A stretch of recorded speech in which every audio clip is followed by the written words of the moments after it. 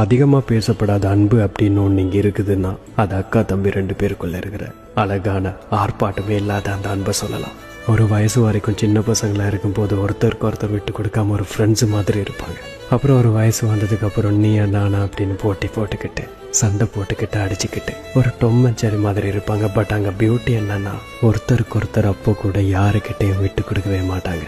இப்படி முதலாவது ஸ்டேஜில் ஃப்ரெண்ட்ஸாகவும் அப்புறம் 2வது ஸ்டேஜில் எதிரியாகவும் இருந்தவங்க அந்த 3வது ஸ்டேஜ் வரும்போது அந்த அக்காவும் தம்பியும் ஒருத்தருக்கு ஒருத்தர் ஒரு புதுவிதமான அழகான ஒரு இரத்த பந்தத்தை உணர ஆரம்பிப்பாங்க.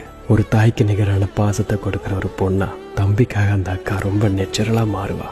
அப்புறம் அக்காவுக்கு ஏதாச்சும் செய்ய மாட்டோமான்னு ஏதோ எல்லாமே தனக்கு மட்டும்தான் தெரிஞ்ச மாதிரி. இன்னும் சொல்லணும்னா ஒரு தகப்பனை போல அந்த அக்காக்காக அந்த தம்பி உருமாறுவா. ஆனால் இந்த அக்கா தம்பி பாசத்தில் ரொம்ப சுவாரஸ்யமான அதே நேரம் ரொம்ப கவலையான விஷயம் என்னன்னா இந்த பாசம் ரொம்ப தொலைவில் இருந்தே அதிகமாக உணரப்பட்டதால என்னமோ இது அதிகமாக பேசும் பொருளாக இருக்கிறது கிடையாது. அதிகமாக உணரப்படும் ஒரு உணர்வாகவே இருக்கிறது.